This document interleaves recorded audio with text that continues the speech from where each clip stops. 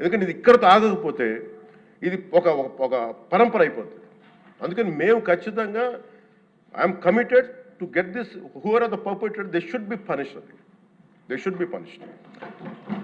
అలాగే ఒక ముగింపు 2 వాక్యాలు చెప్పి నేను మాకు చెప్పి ముగిస్తాను. మొన్న ఈ మధ్య నేను ఆముక్తమాల్య చదువుతున్నప్పుడు 218వ పద్యం, దాంట్లో ఆయన చెప్పింది ప్రత్యేకించి ఆయన రాసిన ఈ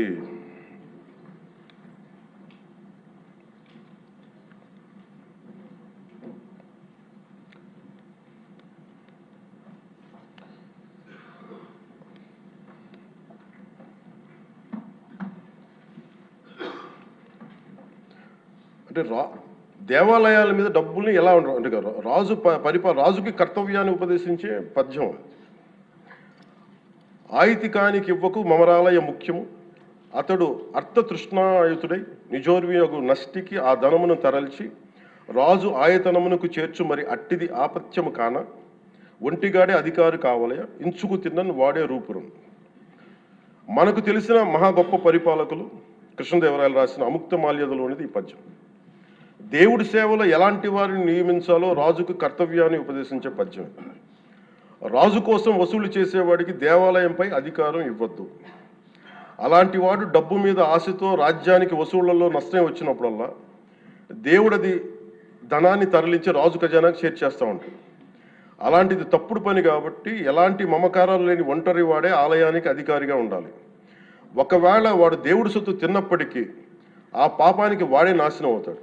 కానీ ఆ డబ్బు తెచ్చి రాజుకి చేర్చడం వల్ల ఆ రాజ్యమే నాశనం అవుతుంది అని చెప్తుంది అధ్యక్ష పద్యం.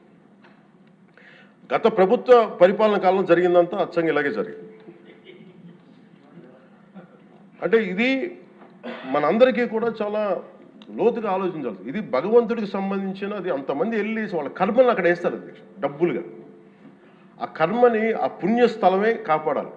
భక్తులు తాలూకు ఆ నిత్య 7 కొండల వాడి నామస్మరణే కాపాడు తప్ప ప్రజలు చేసిన కర్మను ఎవరైతే భగవంతుడి సొమ్ముతో ఆడుకుంటారో, భగవంతుడి డబ్బును దోచేస్తారో తరాలు కూడా లేచిపోతాయి. చాలా జాగ్రత్తగా ఉండాలి. ఇది ఎంత మనం ఇది చాలా పుణ్యకార్యాలకు ఇవ్వాల్సింది. అందుకని వీళ్ళందరికీ కూడా ఇప్పటికైనా దీని కల్తీ జరిగింది, వాళ్ళు ఒప్పుకుంటామని చెప్పి వాళ్ళు నిజానికి ఇంకా ఇబ్బంది లేకుండా ఇంకా మళ్ళీ దీని గురించి మీరు ఢిల్లీకి వెళ్ళి కోర్టులు వేసే కొద్దీ మీ పాపం పెరుగుద్దే తప్ప మీ నాశనం కొంచెం ఫాస్ట్ అవుద్ది తప్ప ఇదైతే తగ్గదు.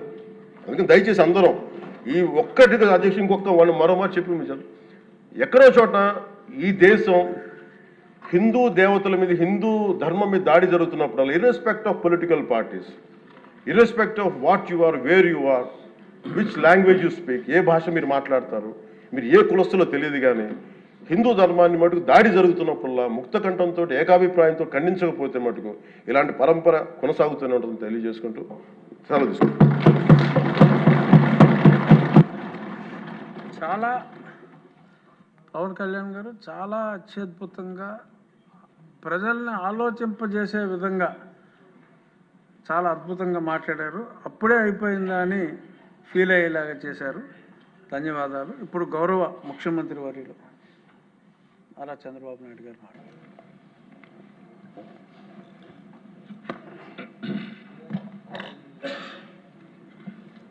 అధ్యక్ష,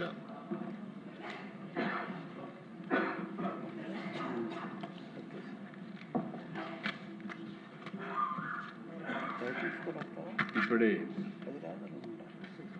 ఉప ముఖ్యమంత్రి పవన్ కళ్యాణ్ గారు మాట్లాడారు.